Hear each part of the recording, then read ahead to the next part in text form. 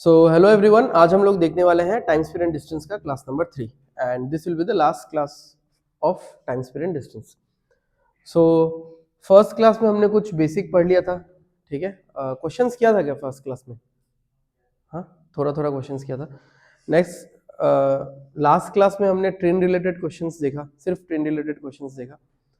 आज के क्लास में एक पर्टिकुलर सब टॉपिक है जो लास्ट क्लास में मैंने स्किप किया था कि लास्ट क्लास में करेंगे उसको, आज के क्लास में आई मीन। तो दैट सब टॉपिक इज रिलेटिव स्पीड, ठीक है। अब रिलेटिव स्पीड के इन जनरल क्वेश्चंस भी होते हैं। रिलेटिव स्पीड का क्वेश्चन आपको ट्रेन में भी दिख जाएगा, रिलेटिव स्पीड का क्वेश्चन आपको बोट एंड स्ट्रीम में भी दिख जाएगा। तो आज हम लोग रिलेटिव स्पीड के कंसेप्ट को देखेंगे and upon that will be solving around 7 to 8 questions, जिसमें normal I mean in general questions and train वाले क्वेश्चंस मिक्स होंगे। And in the latter part of the class boat and stream देखेंगे and उसके कुछ questions करेंगे, ठीक है। तो सबसे पहले समझ लेते हैं कि रिलेटिव स्पीड होता क्या है।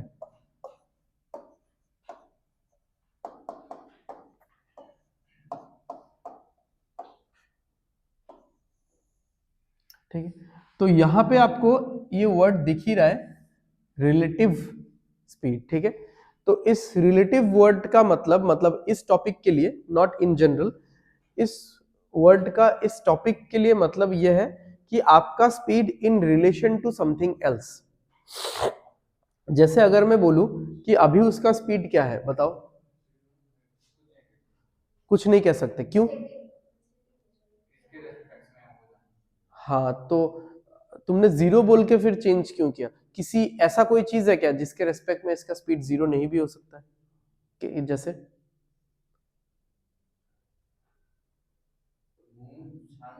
हाँ, मून, सन, या जो भी इंसान अभी अगर अंतरिक्ष में कोई है, ठीक है।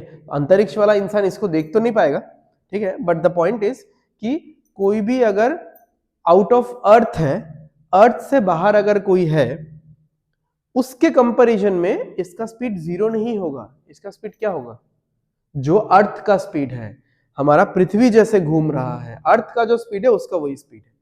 तो उस इंसान से या उस ऑब्जेक्ट से अगर मैं कंपेयर करूं तो इसके पास कुछ एक स्पीड है, जीरो नहीं बोल सकते। बट अगर इसका कंपैरिजन तुम्हारे साथ करूं तो क्या होगा? जीरो, ठीक है। तो डिपेंड करता है कि हम कंपैरिजन क्या कर रहे हैं, ठीक है। तो रिलेटिव इस वर्ड का इसका मतलब है with respect to something. This is not absolute value, ठीक है। दो तरीके का वैल्यू होता है, एब्सोल्यूट वैल्यू और रिलेटिव वैल्यू। यूजुअली हम लोग एब्सोल्यूट वैल्यू उसको बोल देते हैं जो इन जनरल वैल्यू चलता है। जैसे अभी अगर मैं बोलूं कि मेरे पॉकेट में 10 रुपए है, तो मैंने कैसे काउंट किया कि मेरे पॉकेट में 10 रुपए है? एक 10 रुपए का नोट देख के। बट 10 रुपए का नोट देख के कैसे पता चला कि वो 10 रुपए ही है? तो आप बोलोगे उसमें क्योंकि 10 लिखा हुआ है, ठीक है। बट पॉइंट ये नहीं है, माई पॉइंट इज 10 लिखा हुआ है तो उसको आपने काउंट किया होगा ना, या किसी ने काउंट करके बनाया होगा, तो उसने 10 का काउंटिंग कहां से शुरू किया होगा? 1 से। 1 से एज इन जीरो से, क्योंकि 0.5 बोल के भी तो कोई चीज होता है ना, 50 पैसा भी तो होता है, ठीक है। तो जीरो से हम लोग काउंटिंग शुरू करते हैं, ठीक है। तो 0 1 2 3 4 5 करके 10 तक पहुंचे। तो अगर मैं जीरो से काउंटिंग शुरू करता हूं और 10 तक पहुंचता हूं, तो मैंने कितना जगह ट्रेवल किया है? 10। मतलब कितना पार्ट मैंने कवर किया है? 10। तो मैं बोलूंगा मेरे पास कितना रुपए है? 10 रुपए है। बट ये 10 अगर मैं -30 से कैलकुलेट करता हूं, अब बताओ मैंने कितना कवर किया है? 40, क्योंकि बीच में कहीं पे जीरो होगा। तो इतना सा पार्ट कितना है? 30। इतना सा पार्ट 30 है, ठीक है। लिखो मत प्लीज, ठीक है। इतना सा पार्ट 30 है और इतना सा पार्ट 10 है, तो क्या हो गया? 40। तब तो मैं बोलूंगा भाई मेरे पास ना 40 रुपीज है। समझ में आ रहा है? मेरे पास है 10 का नोट, बट मैं बोल क्या रहा हूं? मेरे पास 40 रुपीज है, क्योंकि मैंने शुरुआत जीरो से नहीं किया। कहां से किया? -30 से।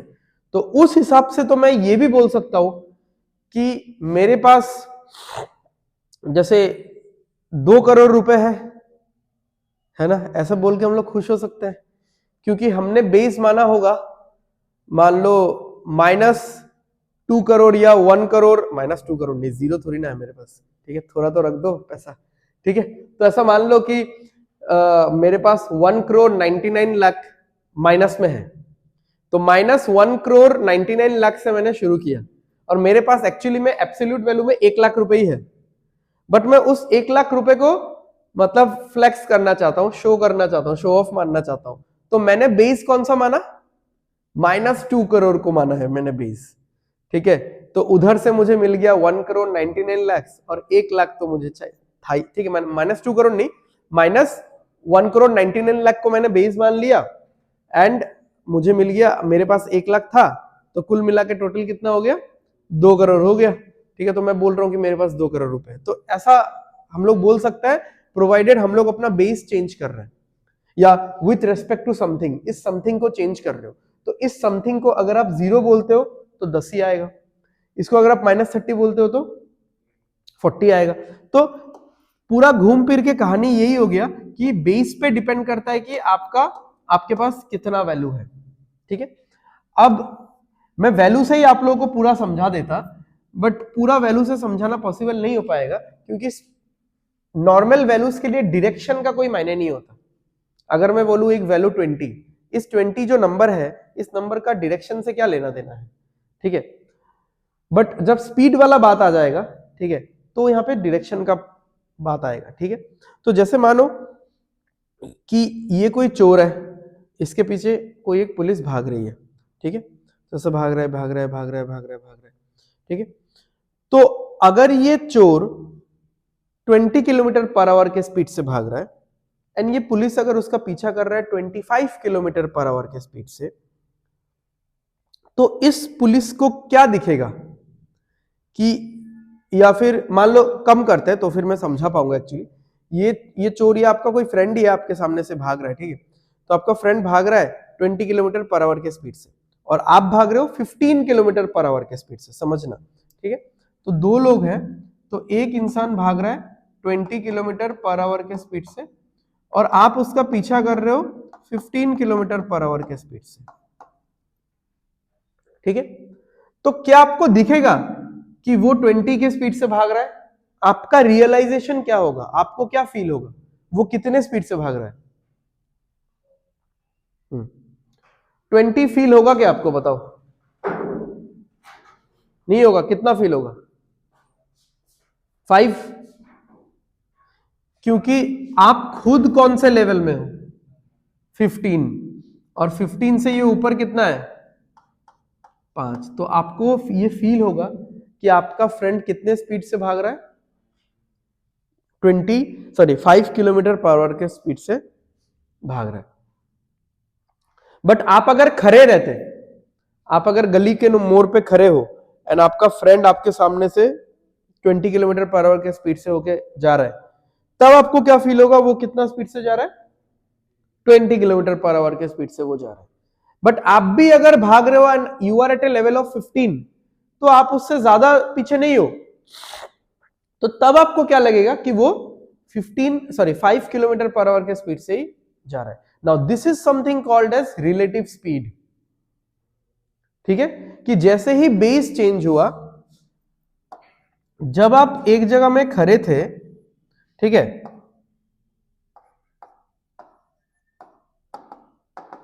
जब आप एक जगह में खड़े थे तो आपका स्पीड कितना था, 0 किलोमीटर पर आवर, ठीक है। तो 0 के कंपैरिजन में 20 कितना ज्यादा है, 20 ज्यादा है, तो आपको फील होगा कि आपका दोस्त 20 किलोमीटर पर आवर के स्पीड से जा रहा है। बट अभी आपने अपना लेवल ऊपर कर दिया, आप 15 में पहुंच गए, 15 से 20 कितना ज्यादा है, 5, तो आपको फील होगा कि वो 5 किलोमीटर, क्योंकि आप भी तो 15 से जा रहे हो, वो 20 से जा रहा है, तो आपका 15 उसके 15 के साथ तो कट गया, तो आपको लगेगा कि वो कितना ज्यादा है, बस 5 ज्यादा है। सेम एज आप किसी सब्जेक्ट का मार्क्स बोल सकते हो कि आपको 0 मिला, आपके फ्रेंड को 20 मिला, तो आप क्या बोलोगे, उसको आपसे कितना ज्यादा मिला, 20 ज्यादा। बट नेक्स्ट टेस्ट में उसको तो 20 मिला, बट आपको 15 मिला, अब आपका फ्रेंड आपसे कितना ज्यादा है, 5 ज्यादा है। तो समझ रहे हो, आप अपना खुद का बेस चेंज कर रहे हो, तो आप दोनों में जो डिफरेंस है, जो आई मीन रिलेटिव पोजीशनिंग है, पोजीशनिंग नहीं, जो रिलेटिव स्पीड है, ठीक है, तो वो भी चेंज हो रहा है, ठीक है। बट यहाँ पे थोड़ा डायरेक्शन का बात आ जाएगा। क्यों डायरेक्शन का बात आ जाएगा? एक इंसान जब एक दूसरे इंसान का पीछा कर रहा है, यानी when two objects are moving in the same direction, तो एक दूसरे को स्पीड को काटते हैं, क्योंकि वो भी इधर जा रहा है, आप भी उधर ही जाने का कोशिश कर रहे हो, ठीक है। तो सेम वे में कंपैरिजन होता है। सेम वे में कंपैरिजन होगा तो क्या होगा, एक दूसरे के स्पीड को कैंसिल आउट करते हैं, तो कैंसिल आउट करते हैं, इसीलिए हम लोग बोलते हैं कि सेम डायरेक्शन में रिलेटिव स्पीड माइनस होता है, ठीक है। बट अगर दो ऑब्जेक्ट्स ऑपोजिट डायरेक्शन में आते हैं तो रिलेटिव स्पीड क्या होता है, प्लस होता है। इसका सिंपल सा एग्जांपल मैं बता सकता हूं। जैसे इतना तो आपको पता है कि स्पीड अगर बढ़ता है तो टाइम क्या होता है, घटता है, या फिर टाइम अगर घटता है तो स्पीड क्या होता है, बढ़ता है, ठीक है। तो जैसे मान लो आप खड़े हो अंबिकापट्टी पॉइंट पे, आपका दोस्त खड़ा है प्रेमतला पॉइंट पे। 3 तरीके से आप लोग मीटिंग कर सकते हो। एक है कि वो वहीं पे खड़ा रहेगा, आप चल के गए। एक है कि आप अपने जगह में खड़ा हो, वो चल के आया। दूसरा है कि आप दोनों एक दूसरे की तरफ चल चल के आ गए। कौन से सिचुएशन में सबसे जल्दी मीटिंग होगा? जब दोनों एक दूसरे की तरफ चल के आएंगे। क्यों ये हो रहा है? क्योंकि ये जो डिस्टेंस है, ठीक है, अंबिकापट्टी से प्रेमतला तक का ये जो डिस्टेंस है, इस डिस्टेंस को कवर करने में आपने भी खुद का कंट्रीब्यूशन दिया, उसने भी खुद का कंट्रीब्यूशन दिया, इसीलिए जो मीटिंग है वो सबसे जल्दी हो रहा है, यानी बहुत कम टाइम में हो रहा है। तो कम टाइम में हो रहा है यानी इस सिचुएशन में स्पीड बहुत हाई है। कैसे स्पीड हाई है? क्योंकि दोनों का स्पीड ही एड अप हो रहा है, क्योंकि दोनों ऑपोजिट डायरेक्शन में मूव कर रहे हैं।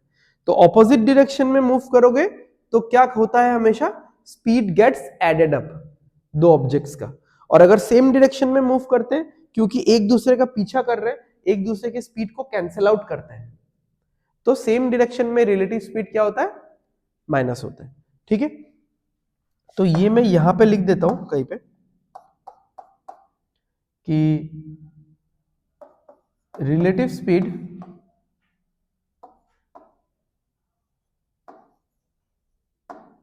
सेम डायरेक्शन में होगा माइनस,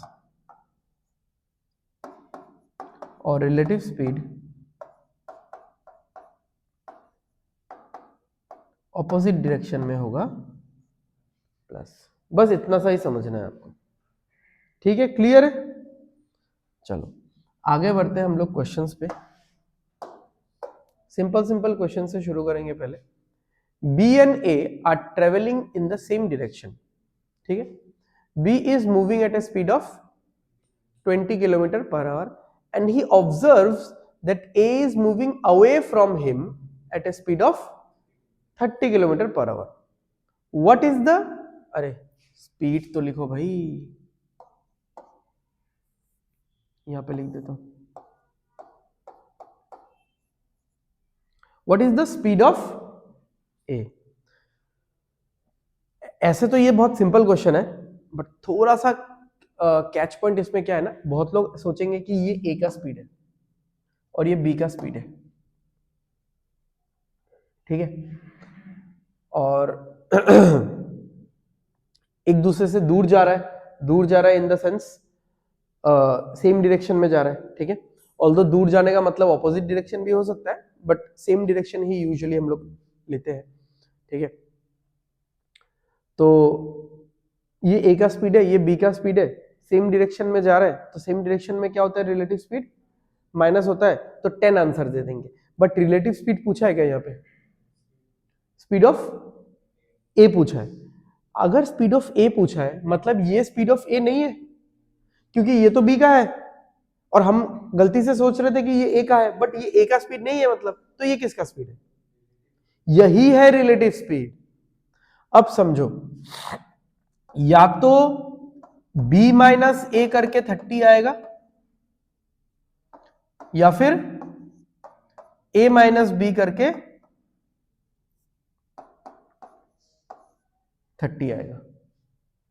ठीक है, क्योंकि मैंने क्या बोला था, relative speed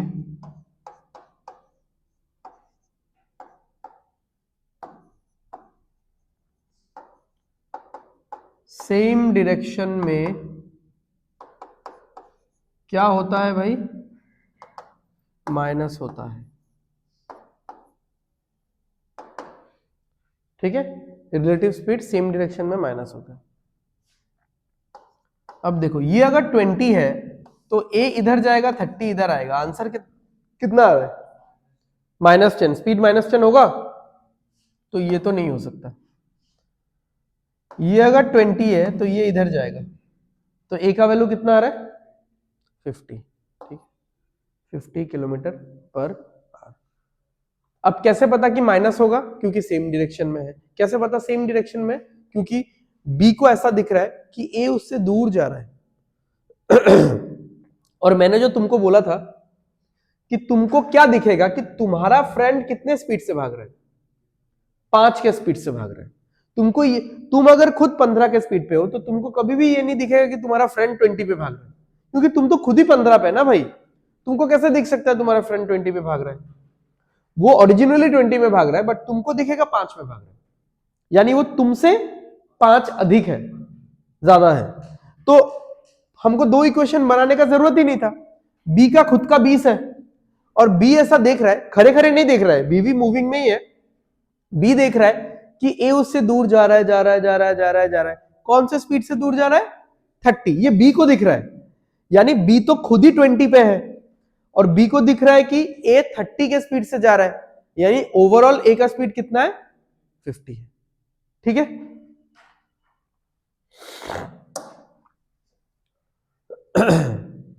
from a certain point A and B start moving simultaneously in opposite direction at the speed of 5 meter per second and 20 meter per second. How far will they be from each other after 2 minutes? तो इसमें हम लोग और एक दो चीज भी देखने वाले हैं। तो A यहां से शुरू करता है, ओ अच्छा साइमल्टेनियसली बोला है ना, तो A और B इस यहां से शुरू करते हैं। ठीक है, अरे यार पहले ही तो सही बनाया था, moving simultaneously in opposite direction. अच्छा मतलब पहले नहीं सही बनाया था, ये वाला है, इसको ऐसा भी कर देता है। चलो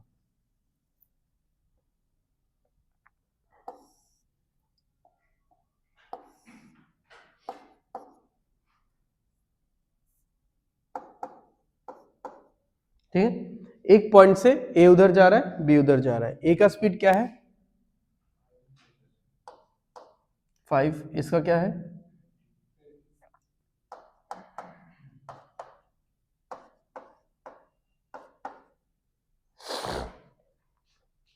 तो बोला है कि जैसे बी मान लो यहां पहुंच गया,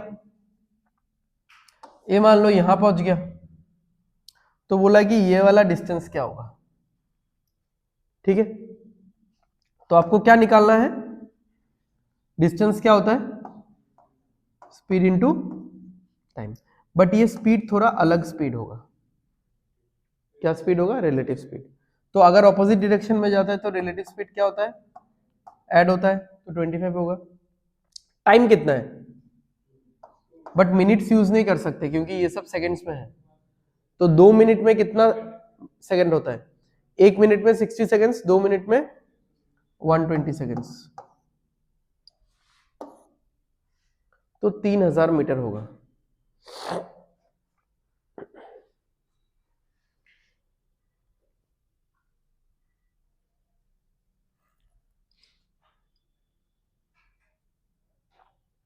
यहां पे कभी कभार ऐसा भी क्वेश्चन आ जाता है, मैं ये अलग से लिख देता हूं कि फाइंड द मीटिंग टाइम। इस क्वेश्चन में नहीं, दूसरा क्वेश्चन में,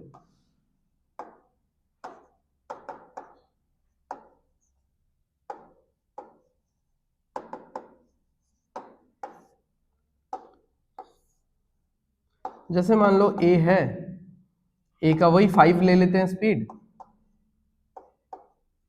बी का स्पीड क्या था 20 और ये 400 मीटर है। ये पूरा जगह कितना है? तो मैं 5 से भाग रहा हूं, उधर बहुत दूर मेरा दोस्त है, वो 20 मीटर पर सेकंड से भाग रहा है, और हमारे बीच में गैप कितना है? तो कितनी जल्दी हम लोग मिल जाएंगे? What is the time of meeting? ठीक है, again distance equal to speed into time. Speed होगा रिलेटिव स्पीड। डिस्टेंस कितना है? 400। रिलेटिव स्पीड कितना है? 25, क्योंकि ऑपोजिट है, तो टाइम निकल जाएगा। टाइम निकल गया कितना? 16। ठीक है, चलो next. A car and a bike are 120 meter apart. They start moving towards each other at a speed of 10 and 25. What will be the distance between them after 2 hours? अब अभी जो मैंने एग्जांपल दिया उसी के जैसा थोड़ा बहुत है, पूरा नहीं है, फाइनल क्वेश्चन थोड़ा चेंज किया उन्होंने। यहाँ पे कार है, कार का स्पीड 10 है, यहाँ पे बाइक है, बाइक का स्पीड 25 है, और इनके बीच में डिस्टेंस कितना है भाई?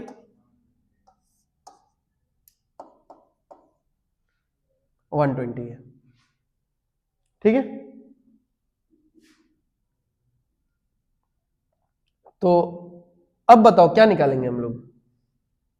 मीटिंग टाइम तो निकालने नहीं बोला है ना कि ये दोनों कब मीट करेंगे। ठीक है, तब तो हम लोग निकाल देते, distance is equal to speed into time. Speed कितना हो जाता? 35। डिस्टेंस तो 120 है ही, 120 बाई 35 करके टाइम आ जाता हमारा। ठीक है, बट यहां पे बोला है कि और एक टाइम ऑलरेडी उन्होंने दिया हुआ है कि 2 घंटा ये लोग ट्रेवल करते रहे। मीट किए कि नहीं ये नहीं बोल रहा है, 2 घंटा ट्रेवल करते रहे। अब बताओ इनके बीच में कितना गैप बाकी है? यानी वो दोनों मीट नहीं किए अभी तक। अगर मीट कर लिए होते तो फिर तो गैप नहीं पूछता। ठीक है, या फिर मान लो मीट करके क्रॉस ही करके चला गया। ठीक है, अच्छा चलो मीटिंग निकाल लेते हैं एक बार, मीटिंग टाइम। अच्छा, मैंने इसको ऐसा क्यों बनाया कि C यहां पे आएगा और B इतना ज्यादा?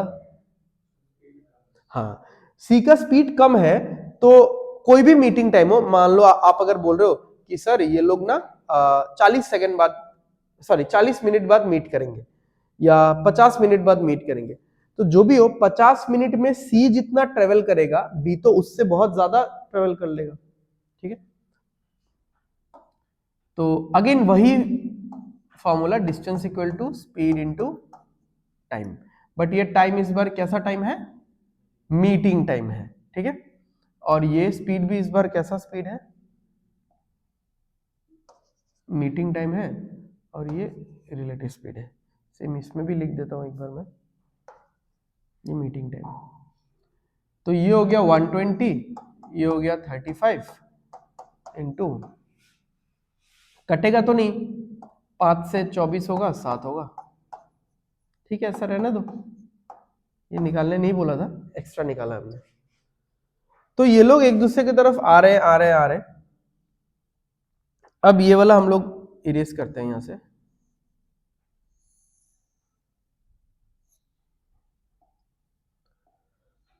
तो 2 घंटे में कौन कितना आया?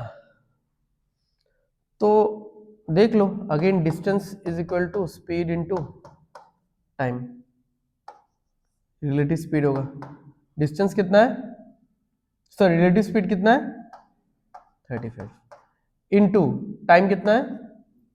2 आवर्स। तो कितना ट्रेवल किया? 70 किलोमीटर ट्रेवल किया। ठीक है, तो 10 से 2 ये कितना ट्रेवल करेगा? 20 किलोमीटर। ये कितना ट्रेवल करेगा? 50 किलोमीटर। तो बीच में गैप कितना बचेगा?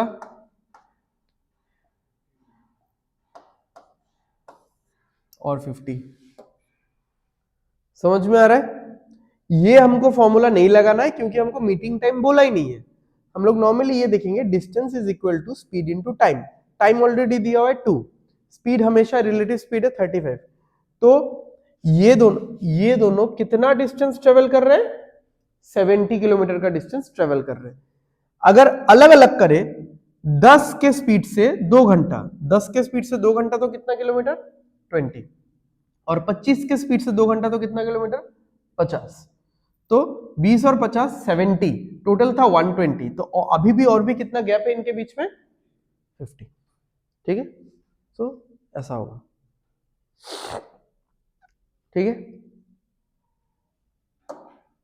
चलो next. A person seated in train A observed that train B passed by him in the opposite direction at a speed of 120 km per hour. If the speed of train B is 80, what is the speed of train A?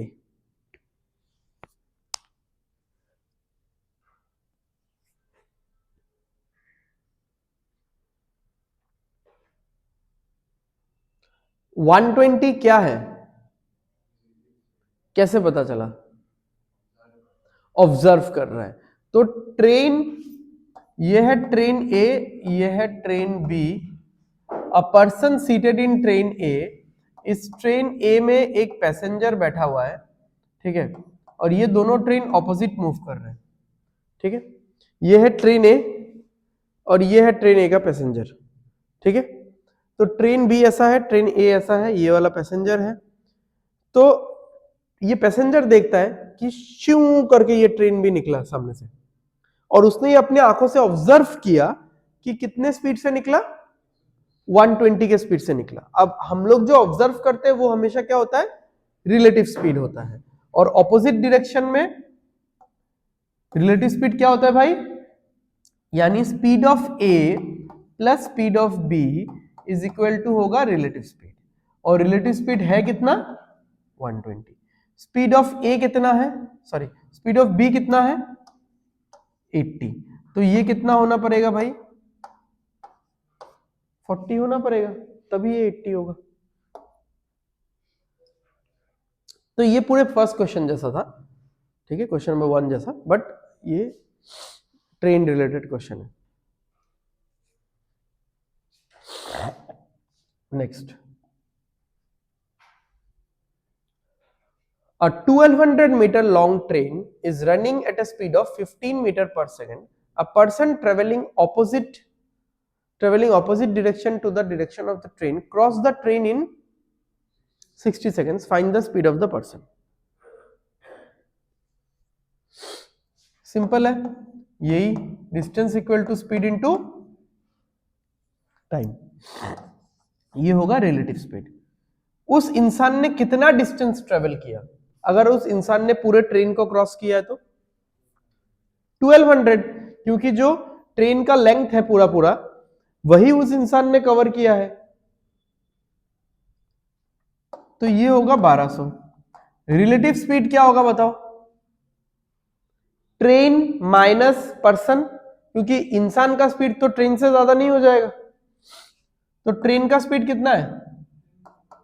15 minus, अच्छा opposite है क्या, तो plus होगा। तो train का speed plus उस इंसान का स्पीड, कितने टाइम में क्रॉस कर रहा है? 60 से काट देंगे तो 20 आएगा। 20 is equal to 15 plus X, तो ये आ जाएगा 5 मीटर पर सेकेंड। ठीक है, find the speed of the person. But option सारा किस में दिया हुआ है? किलोमीटर।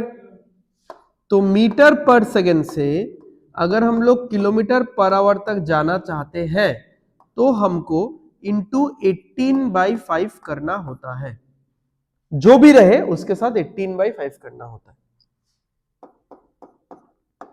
तो 5 मीटर पर सेकेंड है, इंटू 18/5 होगा, is equal to 18 kilometre per our.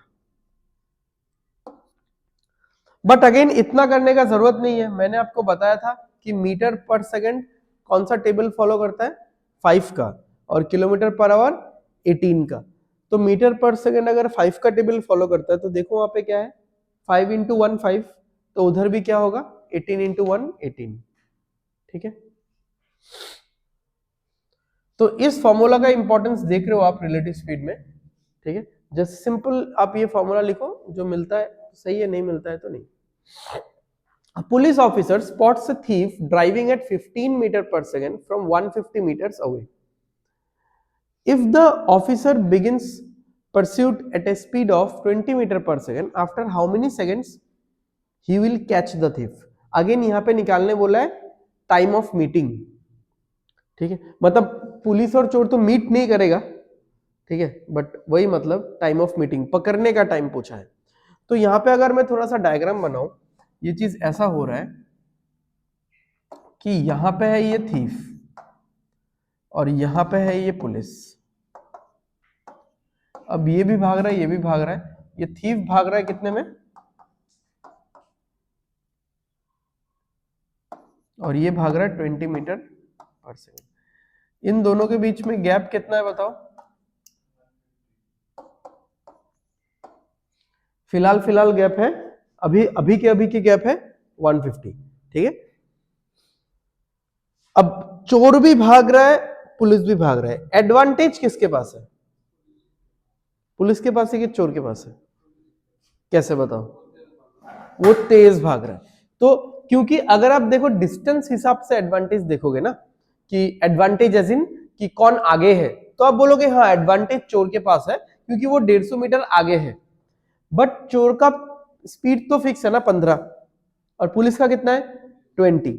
यानी एक सेकंड में चोर जाता है 15 मीटर, बट एक सेकंड में पुलिस जाता है 20 मीटर। तो पुलिस कितना कवर अप ज्यादा करता है? 5 मीटर। आप नहीं बोल सकते 20, क्योंकि चोर भी तो 15 आगे जा ही रहा है और पुलिस 20 आगे जा रहा है। तो चोर 15 आगे जा रहा है तो पुलिस 20 आगे जा रहा है, यानी 5 मीटर प्रति सेकंड, हर सेकंड करके पुलिस उसके नजदीक जा रहा है, नजदीक जा रहा है, ठीक है। तो अगेन वही फॉर्मूला लगाओगे आप, distance equal to speed into time. अब जैसे ये मीटिंग टाइम मान सकते हो, ये रिलेटिव स्पीड है, डिस्टेंस कितना है? अच्छा, अब यहां पे बताओ रिलेटिव स्पीड क्या आएगा? 5 आएगा, क्योंकि सेम डायरेक्शन है तो रिलेटिव स्पीड माइनस होता है। चोर भी इधर, थीफ भी इधर, तो 20 माइनस 15, 5 इंटू ये निकलेगा कितना?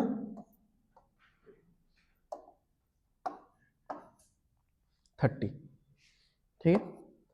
तो 30 सेकेंड्स बाद ये पुलिस चोर को पकड़ लेगा, ठीक है।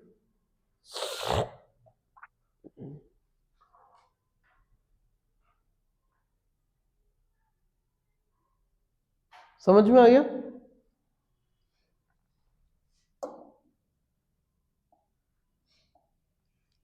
चलो ये लास्ट क्वेश्चन है, मतलब रिलेटिव स्पीड के कंसेप्ट का। Two trains, one is 127 meter in length at a speed of 40 km per hour and the other is 93 meter in length at the speed of 32 km per hour are running in opposite direction. In how much time will they cross each other? Crossing time पूछा है, ठीक है। Meeting time की तरह मान सकते हो but exact तो है नहीं,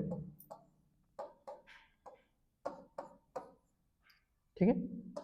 क्रॉसिंग लिख देते हैं, ये क्रॉसिंग टाइम निकालना है आपको। स्पीड क्या होगा? रिलेटिव स्पीड, ठीक है। अच्छा, अब देखो यहां पे ऐसा नहीं बोला है कि कोई ट्रेन, ठीक है, यहां पे ऐसा नहीं बोला है कि कोई ट्रेन एक इंसान को क्रॉस कर रहा है। इंसान को क्रॉस नहीं कर रहा है, एक ट्रेन क्या कर रहा है? दूसरे और एक ट्रेन को क्रॉस कर रहा है। तो इनका पूरा बॉडी लेंथ क्रॉस होना पड़ेगा। क्या ये समझ में आ रहा है आप लोगों को? एक ट्रेन जब एक प्लेटफॉर्म को क्रॉस करता था तो डिस्टेंस कितना कवर करता था? प्लेटफॉर्म का लेंथ तो कवर करना ही पड़ेगा उसको क्रॉस करने के लिए, और खुद का पूरा बॉडी को भी मतलब प्लेटफॉर्म के हिसाब से निकालना पड़ेगा ना वहां से, तो फुल बॉडी को, तो खुद का पूरा फुल बॉडी का लेंथ कवर करेगा एंड प्लेटफॉर्म का लेंथ भी कवर करेगा। तो एक ट्रेन जब दूसरे ट्रेन को भी क्रॉस करता है तो what is the total distance covered? दोनों का लेंथ का टोटल। तो अभी तक देखो या तो इस पे चेंज हो रहा था या फिर इस पे चेंज हो रहा था, या तो इस पे चेंज हो रहा था या फिर इस पे चेंज हो रहा था, या दोनों में। फॉर द फर्स्ट टाइम इसमें भी चेंज आएगा। टोटल डिस्टेंस होगा यहाँ पे, total distance as in length of train number 1 plus length of train number 2। तो 127 और 93 कितना हो जाएगा? 220। रिलेटिव स्पीड कितना हो गया? अच्छा, बट ये नहीं लिख सकते हम लोग, ये है मीटर में और ये है 40 प्लस 32, कितना हो गया? 72।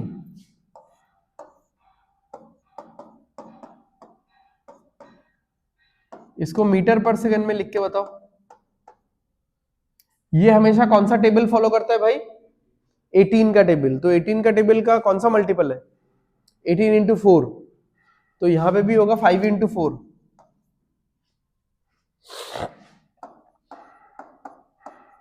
यहां पे निकालना है टाइम ऑफ क्रॉसिंग। तो कितना आ रहा है? 11 सेकेंड्स।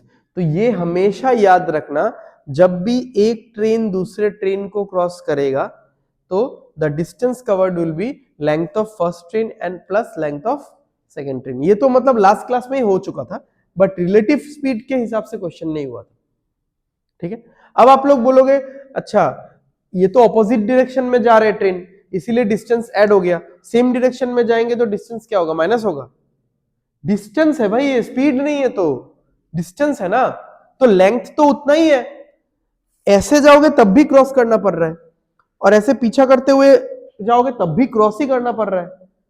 तो ये सिर्फ ट्रेन के क्वेश्चन में ही होगा, और वो भी किस क्वेश्चन में? जब एक ट्रेन दूसरे ट्रेन को क्रॉस कर रहे हैं।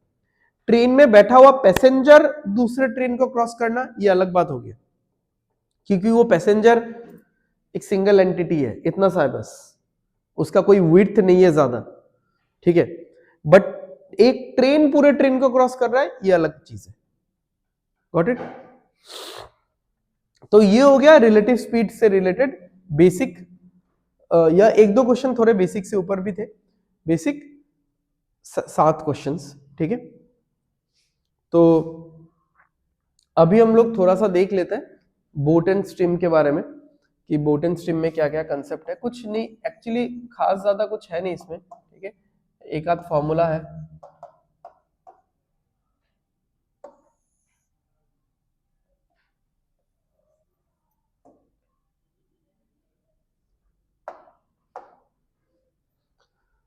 अच्छा, तो एक्चुअली है क्या कि मान लो कोई स्ट्रीम है ऐसा, ठीक है, तो ये स्ट्रीम बह रहा है,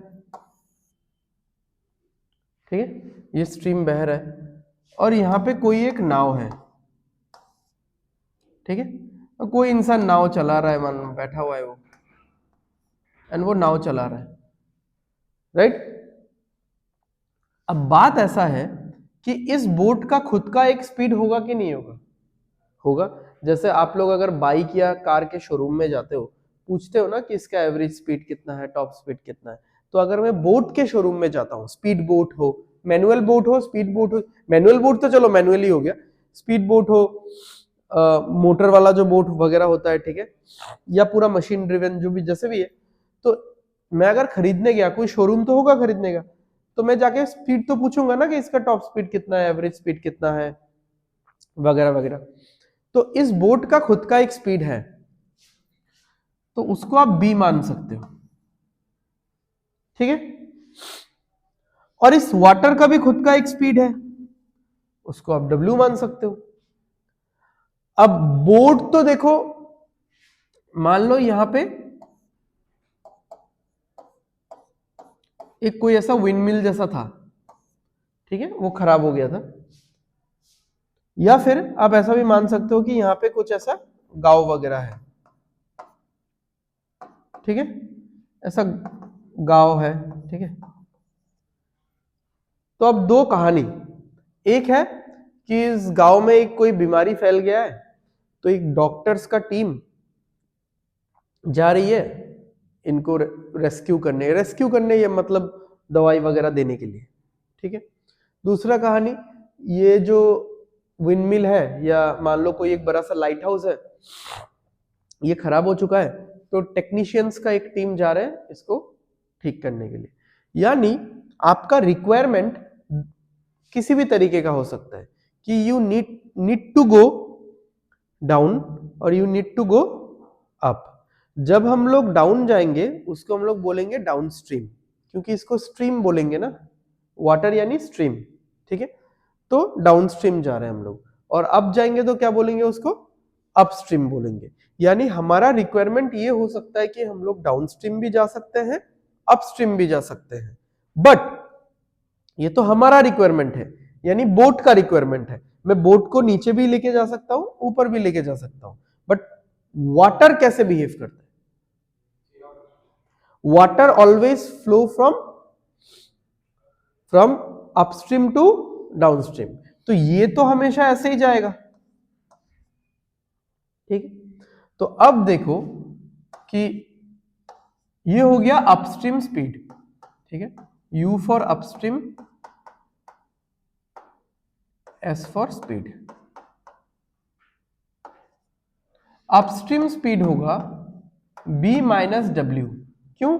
बोट मान लो ऊपर जा रहा है कुछ काम से और पानी जा रहा है नीचे, तो पानी तो बोट को रोकने का कोशिश करेगा, मतलब रोक तो नहीं पाएगा, बट अगर बोट का स्पीड 20 हुआ, बोट ऊपर जा रहा है 20 के स्पीड से और पानी नीचे जा रहा है 5 के स्पीड से, तो पानी बोट को थोड़ा तो ढकेलेगा ना, एकदम फ्री फ्लो तो जाने नहीं देगा, थोड़ा ढकेलेगा। तो उस केस में बोट का स्पीड क्या हो जाएगा, रिड्यूस हो जाएगा, कम जाएगा। कितना कमेगा, जितना पानी ने ढकेला है, तो ये स्पीड कितना हो जाएगा 15। तो ये कौन सा स्पीड निकला, अपस्ट्रीम स्पीड। डाउनस्ट्रीम स्पीड क्या होगा फिर,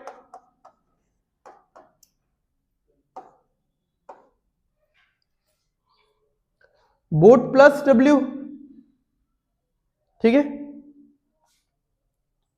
समझ में आ गया। तो ये था 20 और ये था 5, और ये ऐसा कोई फॉर्मूला नहीं है जो आपको रटना है, ये तो कॉमन सेंस है कि আমি যদি উপরে যাই তাহলে জলে আমারে ঠেলবই, तो मेरा स्पीड कमेगा, और अगर मैं नीचे जाता हूं तो पानी मुझे हेल्प करेगा, तो पानी के फ्लो के साथ, पानी के बहाव के साथ मेरे बोट को ढकेलेगा, मतलब सेम डायरेक्शन में ढकेलेगा, तो मुझे बेनिफिट मिलेगा। तो मेरा खुद का स्पीड तो 20 रहेगा ही, साथ में पानी का भी 5 यूनिट का स्पीड मुझे अचीव हो जाएगा, तो 25 ओवरऑल हो जाएगा। तो अगर क्वेश्चन में कभी भी ऐसा रहता है कि a boat is moving downstream at a speed of 30, तो वो 30 एक्चुअली सिर्फ बोट का नहीं है, क्योंकि उन्होंने बोल दिया है a boat is moving downstream at a speed of 30, यानी ये 30 कैसे करके आया होगा, बोट और वाटर मिला के आया होगा, ठीक है। अच्छा, तो ये रहा एक फॉर्मूला। दूसरा फॉर्मूला क्या है, कभी ऐसा भी तो हो सकता है कि आपको अपस्ट्रीम का स्पीड दिया हुआ हो 15, देखो वो 15, बोट और वाटर का आपके पास नहीं है, अपस्ट्रीम दिया हुआ है 15 और डाउनस्ट्रीम स्पीड कितना दिया हुआ है 25, एंड फिर आपको निकालने बोला कि बताओ कि बोट का कितना है और वाटर का कितना है। अब आप लोग तो देख के बता दो कि हाँ बोट का 20 है, वाटर का 5 है, तो 20 माइनस 5 करने पे 15 आएगा और 20 प्लस 5 करने पे 25 आएगा। बट इसको निकाल कैसे सकते हो आप, आपको पता है ये 15 ऐसे नहीं आया, ये 15 आया बोट माइनस वाटर से, ये 25 भी ऐसे नहीं आया, ये कैसे आया, ठीक है। तो अगर आप दोनों इक्वेशन को ऐड करोगे, देखो दोनों इक्वेशन को ऐड करोगे तो W कट जाएगा, क्या आएगा यहाँ पे 2B, यहाँ पे क्या आएगा 40, तो 2B equal to 40, B equal to 40 by 20, ठीक है। तो मैं ज्यादा नहीं लिख रहा हूं क्योंकि ये सब इक्वेशन बहुत सिंपल है। तो यानी आपको अगर बोट का स्पीड निकालना है, आपको अपस्ट्रीम करना है, साथ में डाउनस्ट्रीम करना है, डिवाइडेड बाय 2 मानना है। और अगर आपको वाटर का स्पीड निकालना है, ऐसे लिख देता हूं इसको, पहले डाउनस्ट्रीम लिखता हूं क्योंकि डाउनस्ट्रीम तो बड़ा है ना, माइनस करना है और डिवाइडेड बाई 2 करना है, ठीक है। तो ये तो चलो एकदम कॉमन सेंस है। ये अगर आपको याद भी रखना है तो भी ये सिंपल है, क्योंकि देखो बोट का स्पीड हमेशा ज्यादा होगा और प्लस करने से हमेशा आंसर ज्यादा ही आता है, और प्लस करके 2 से डिवाइड। वाटर का स्पीड हमेशा कम होगा और माइनस करने पे हमेशा आंसर कम ही आता है, तो माइनस करके 2 से डिवाइड, ठीक है। चलो देखते हैं क्वेश्चंस। पहला 3-4 क्वेश्चन एकदम मतलब बेकार का क्वेश्चन है, ठीक है, जस्ट मतलब प्लस माइनस ये सब, ठीक है। A boat moves 12 kilometre per our in still water. अब ये वर्ड आपको नया मिला, स्टिल वाटर। स्टिल वाटर का मतलब क्या है? फ्लो नहीं, बट ये तो हाइपोथेटिकल है। रियल लाइफ में आपको ऐसा कोई पानी मिलेगा जो एकदम स्थिर है? तालाब में नहीं रहता है पानी स्थिर, नहीं रहता है कभी भी, it is next to impossible. मतलब तालाब के किसी कोने में कोई एक मतलब कोई इंसेक्ट भी अगर हिलेगा तो पानी में वेव आएगा। पानी स्थिर आपको यहां मिलेगा बोतल के अंदर। तो किसी भी नेचुरल बॉडी में, पॉन्ड हो जाए या लेक हो जाए, यहाँ पे जैसे चातला भी है, ठीक है, ये सब ओशन सी ये सब तो रहने ही दो, वाटरफॉल वगैरह तो रहने ही दो, बड़े चीजों में तो जा ही नहीं रहा मैं, ठीक है, या छोटा मोटा रिवर हो जाए, ठीक है, ये सब में तो पानी स्थिर रह ही नहीं सकता। स्टिल वाटर मतलब कोई कंसेप्ट हो ही नहीं सकता कि पानी पूरा स्थगित है, एकदम स्टिल ही हो गया, फिक्स हो गया, पानी हिल ही नहीं रहा एकदम, ऐसा हो ही नहीं सकता। वो आपको सिर्फ बोतल के पानी में मिलेगा, फ्लास्क के पानी में मिलेगा, ठीक है, क्योंकि मतलब नो डिस्टर्बेंस, ठीक है। उसमें भी अगर आप एकदम मतलब बहुत ही माइन्यूटली ऑब्जर्व करोगे, क्योंकि इसके अंदर हवा तो है, ठीक है, तो हवा कुछ तो शायद उसके लेयर्स को डिस्टर्ब कर रहा होगा, ठीक है, बट फिर भी इतना माइक्रोस्कोपिक लेवल में नहीं जाते हुए अगर हाइपोथेटिकली ऊपर ऊपर भी देखें कि नेचुरल बॉडी में स्टिल वाटर का कोई कंसेप्ट हो ही नहीं सकता। अब ये स्टिल वाटर फिर यहाँ पे इसलिए बोला गया है a boat moves eight 12 kilometre per our in still water. इसका मतलब ये है कि पानी अगर स्थिर रहता, ऐसा तो नहीं रहता है, बट पानी अगर स्थिर रहता यानी पानी अगर अपना कोई एफर्ट ना देता, ठीक है, ना इन द फेवर ना इन द अगेंस्ट, ठीक है, अपस्ट्रीम में क्या करता है, पानी अगेंस्ट में होता है, डाउनस्ट्रीम में पानी फेवर में होता है। तो फेवर में भी नहीं अगेंस्ट में भी नहीं, पानी अगर अपना कोई कंट्रीब्यूशन दे ही ना तो बोट का स्पीड 12 है। इससे क्या पता चल रहा है कि ये बोट का इंडिविजुअल स्पीड है। आप जब शोरूम में गए और आपने पूछा कि इस बोट का स्पीड कितना है, वो क्या पानी में तैरा के आपको बोलेगा क्या कि इसका स्पीड कितना है? उसका कुछ जो भी बुकलेट आएगा या कुछ भी आएगा उसमें तो उसका सारा स्पेसिफिकेशन लिखा होगा ना, वेट इतना है, हाइट इतना है, इतना स्पीड है, एवरेज इतना है, वगैरह वगैरह। अब आप उसी बोट को पैसिफिक ओशन में लेके जाओ और उसी बोट को आप ब्रह्मपुत्र में उतारो तो वो अपना अलग रिजल्ट देगा। अब अलग रिजल्ट क्यों देगा? क्योंकि बोट में कुछ दिक्कत है? नहीं, क्योंकि पानी अलग अलग है, ठीक है, एक रिवर है एक ओशन है, ठीक है। तो ये इस लाइन को आप रिपीटेडली बहुत क्वेश्चंस में देखोगे। इसका मतलब ये है a boat moves eight 12 kilometre per our in still water. ये बोलने का मतलब है कि पानी अगर स्थगित होता, स्थिर होता तो स्पीड ये था, यानी ये बोट का इंडिविजुअल स्पीड है। यानी this is not b plus W and this is not even b minus W, this is what, ये बस b है। if the stream speed is 3, यानी ये क्या है, वाटर है। what is the downstream speed? Downstream का स्पीड कितना होगा? 15 b प्लस डब्ल्यू, पता ही है ना। जब हम लोग नीचे जाते हैं तो मेरा खुद का स्पीड होगा, साथ में पानी का भी होगा स्पीड, ठीक है, तो मेरा खुद का स्पीड प्लस पानी का speed, right. If A boats downstream speed is 18, अब समझो, अब जो ये 18 है ये डाउनस्ट्रीम स्पीड है, यानी ये क्या है, b plus W, and upstream speed is 12, यानी ये है अपस्ट्रीम स्पीड, यानी ये क्या है। अब अभी मैंने आपको बोला है कि जब ऐसा क्वेश्चन आएगा तो बोट और वाटर का वैल्यू आपको कैसे निकालना है? बोट का वैल्यू कैसे निकलता है? दोनों को ऐड करके, क्योंकि बोट ग्रेटर है तो ऐड होगा, दोनों को ऐड करके 2 से डिवाइड। तो 18 और 12 कितना हो गया? 30/2। और वाटर कितना हो जाएगा? 6/2। हमको बोला था क्या निकालने? बोट का। ठीक है। If the downstream speed and upstream speed is this, what is the speed of the stream यानी वाटर? बताओ क्या होगा वाटर का?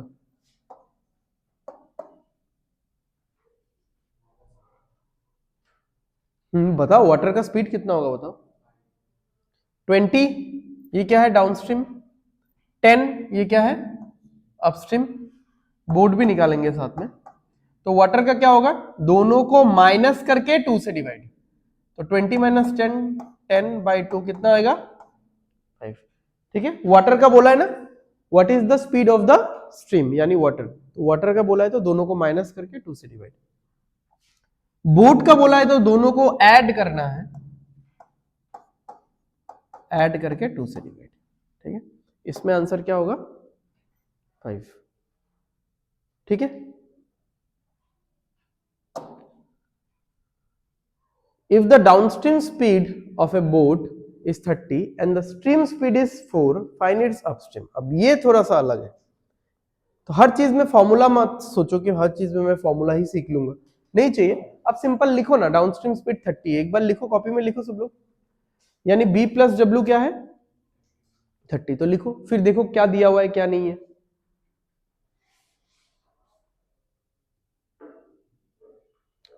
अब निकालना है अपस्ट्रीम। थोड़ा सा दिमाग लगाओ, एकदम ही इजी क्वेश्चन है ये।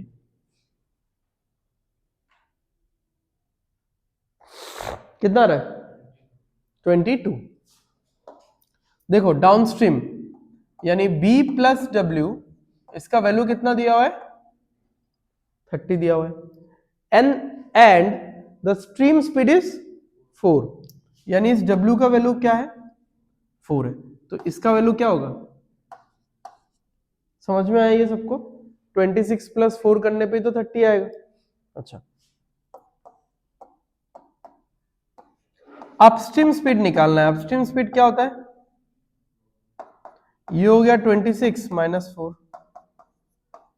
कितना आएगा? 22। ठीक है। अरे ये ऐसा रह गया कैसे?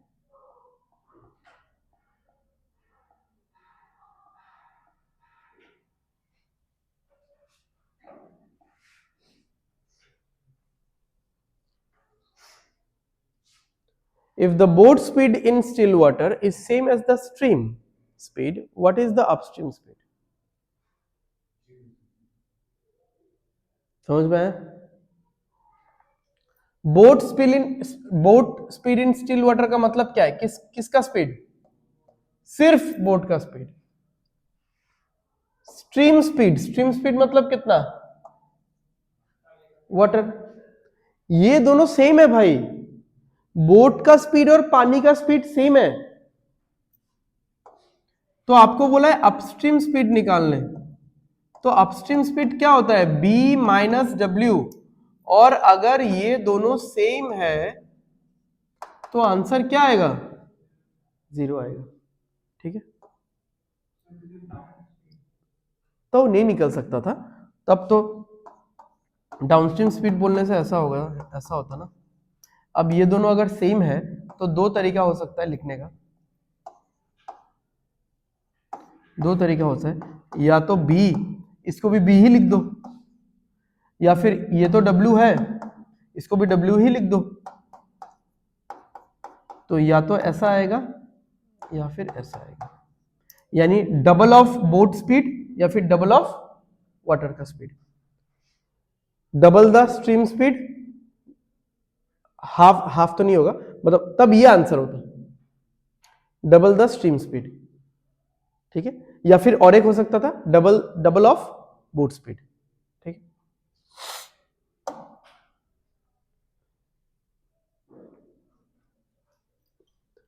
The ratio of upstream speed to the downstream speed of Priya's boat is 2:5.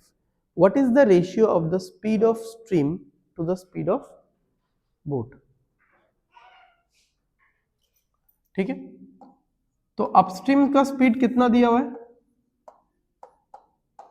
2, but ये 2 रियल वैल्यू नहीं है, लेकिन समझना 2 यूनिट्स है ये, ठीक है। डाउनस्ट्रीम का कितना दिया हुआ है 5 यूनिट्स। क्या निकालने दिया है, what is the ratio of speed of stream, यानी वाटर का स्पीड इज टू बोट का स्पीड, कहां पे स्टिल वाटर माने इंडिविजुअली सिर्फ बोट। हमको तो पता ही है ना वाटर कैसे निकलेगा, बोट कैसे निकलेगा, अगर ये दोनों दिया रहता है तो कैसे निकलता है बताओ, वाटर कैसे निकलता है माइनस करके 2 से डिवाइड, तो 3/2 होगा कि नहीं एवरीवन, समझ में आया, ठीक है। और बोट कैसे निकलता है, दोनों को ऐड करके 2 से डिवाइड।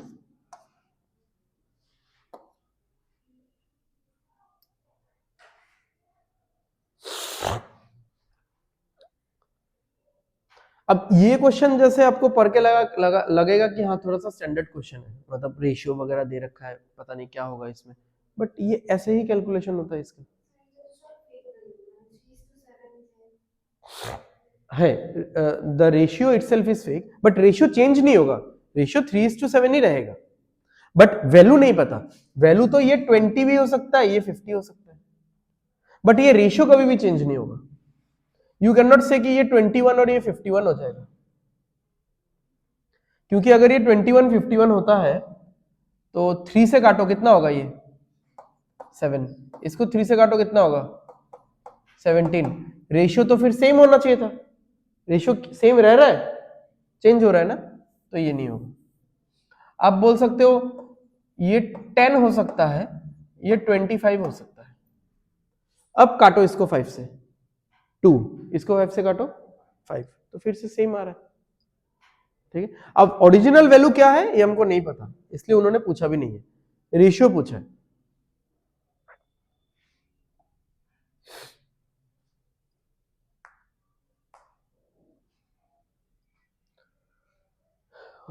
और एक था क्या क्वेश्चन ये वाला, अच्छा ये तो अलग है, चलो ये इंपॉर्टेंट क्वेश्चन है।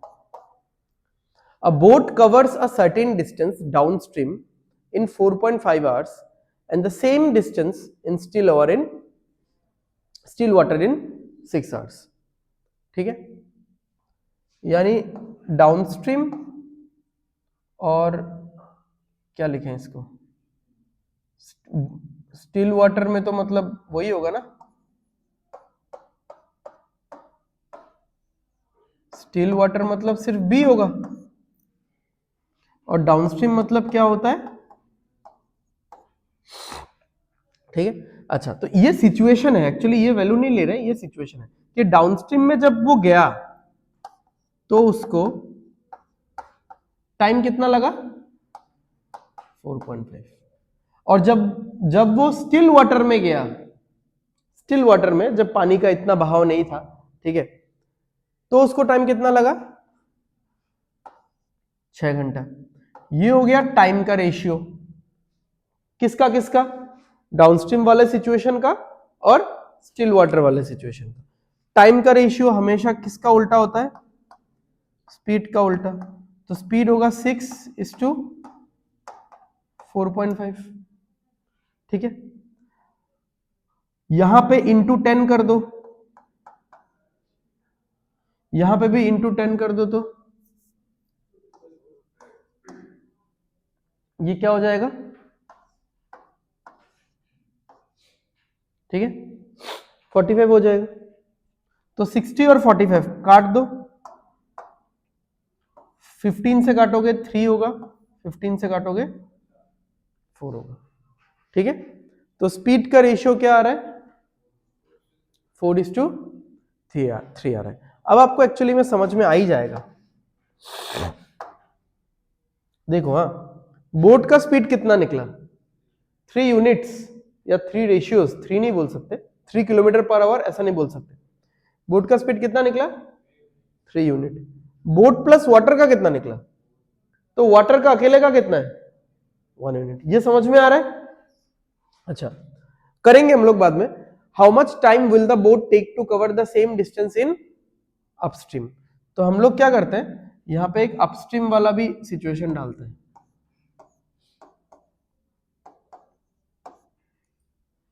और इस बार उल्टा करेंगे। देखो, इन दोनों सिचुएशन का टाइम था, टाइम से हमने उल्टा करके क्या निकाला, स्पीड।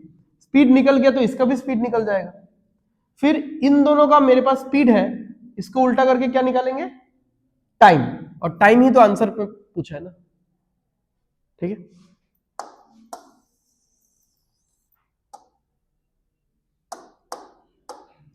तो अब बताओ कि ये 4 यूनिट है, ये 3 यूनिट है, ये कितना यूनिट होगा। स्पीड में लिख रहा हूं, हाँ, ये 4 यूनिट है क्योंकि 3 + 1 और ये तो अकेला 3 है, तो ये कितना होगा 2 यूनिट। समझ में आया सबको, क्लियर है? तो कोई तू नाई क्लास है मासास बिंदा करे। अच्छा, 3 और 1, तो 3 - 1 कितना हो जाएगा 2। अच्छा, अब एक चीज देखो, मुझे तो इसका सोल्यूशन निकालना है ना, ठीक है, इसका आंसर निकालना है मुझे, अपस्ट्रीम वाले का निकालना है। अब इसके साथ अब इसको भी लेके चल सकते हो, इसके साथ भी, इसके साथ अब इसको भी लेके चल सकते हो। तो बताओ कौन सा लूं, ठीक है। तो ये हो गया स्टिल वाटर,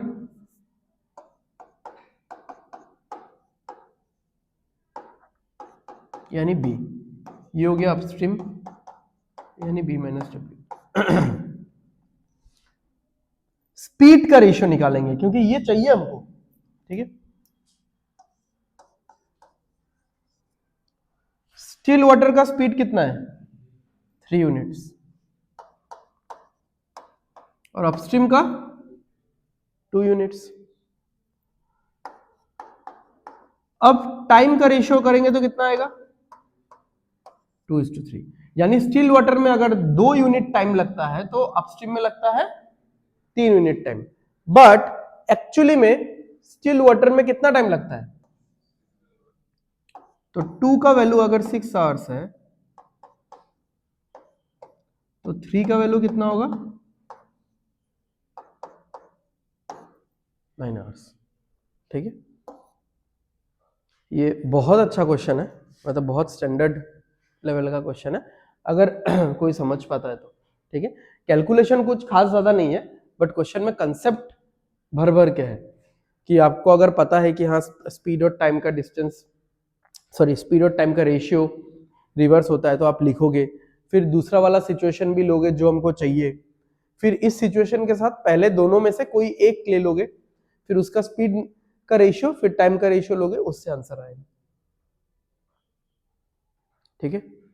तो आप लोग कॉपी में लिखते टाइम भी इसको स्टार मार के ही रखना। चलो देखते हैं, boat A and boat B are heading directly towards each other on a river. Boat A's still water speed is 12 and boat B's still water speed is 18. If the initial distance between them is 150 kilometer, how many hours will elapse before they meet?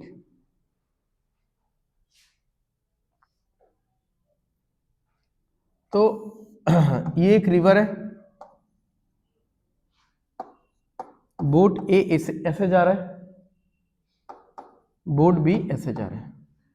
आप लोग अगर बोलोगे कि sir river को टेढ़ा क्यों बनाया, हर river टेढ़ा होता ही है, वो हमको ऊपर से नहीं दिखता है कि उसका जो सरफेस है ना, वो सरफेस पूरा ऐसा स्ट्रेट है कि ऐसा है, क्योंकि ऊपर में तो यहां तक पानी होता है, पानी तो हमको लेवल ही दिखता है हमेशा, ठीक है। बट पूरा जो बराक रिवर है, पूरा जो ब्रह्मपुत्र रिवर है, पूरा प्लेन चलता है क्या, इंक्लाइंड नहीं है क्या उसमें। तो अगर इंक्लिनेशन है तो अपस्ट्रीम भी है और डाउनस्ट्रीम भी है, और अगर पूरा का पूरा रिवर स्ट्रेट है तो अपस्ट्रीम भी नहीं है डाउनस्ट्रीम भी नहीं है। तो ऐसा तो होगा नहीं, रिवर है या कोई भी मतलब वाटर बॉडी है तो उसमें इंक्लिनेशन तो हल्का हल्का होगा ही, ठीक है। तो अब देखो इसका स्पीड कितना है, आई मीन खुद का स्पीड 12 किलोमीटर पर आवर, इसका खुद का स्पीड कितना है 18 किलोमीटर पर आवर, ठीक है। इन दोनों में डिस्टेंस कितना है भाई,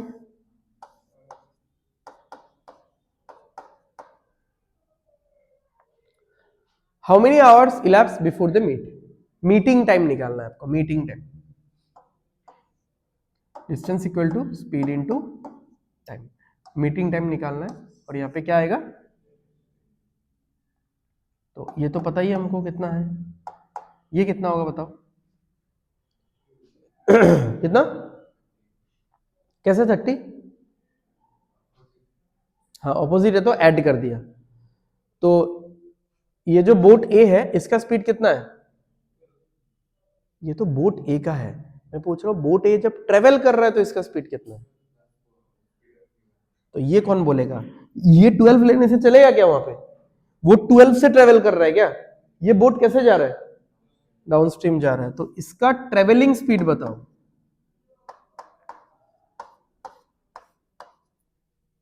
इस बोट का ट्रेवलिंग स्पीड बताओ। अब इन दोनों को ऐड करना है, जो स्पीड काम में आ रहा है उसी को लेके आप क्वेश्चन सॉल्व करोगे, जो टैग लिखा हुआ है उससे करोगे क्या।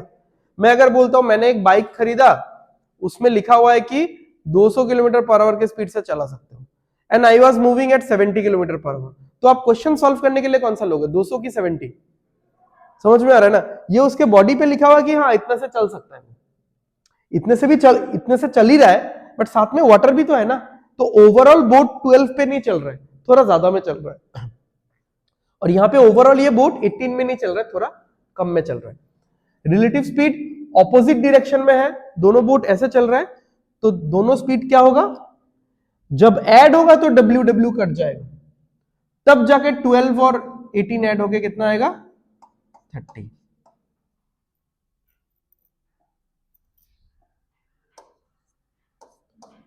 तो ये होगा 5, ठीक है। तो अब बहुत लोगों को इसलिए बोट एंड स्ट्रीम के रिलेटिव स्पीड वाले क्वेश्चन में ऐसा लगता है कि वाटर का स्पीड तो नहीं गिवन है, तो कैसे निकलेगा इस क्वेश्चन का आंसर।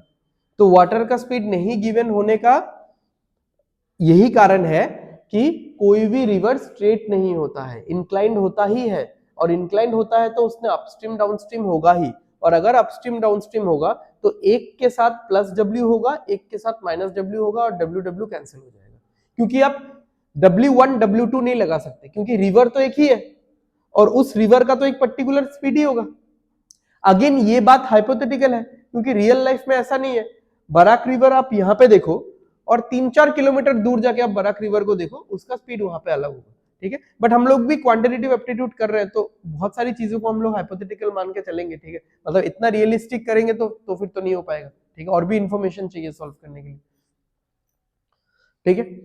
तो समझ में आ गया, चलो तो time speed and distance chapter यहाँ पे खत्म होता है। हाँ बताओ, हाँ सेम डायरेक्शन होता तो कैन नॉट बी डिटरमाइंड हो जाता, क्योंकि यहाँ पे माइनस करना पड़ता ना, और माइनस करते तो ये +2W आ जाता, ठीक है, तो उसका आंसर नहीं निकलता फिर, राइट। चलो आज का क्लास यहाँ पे खत्म करते हैं।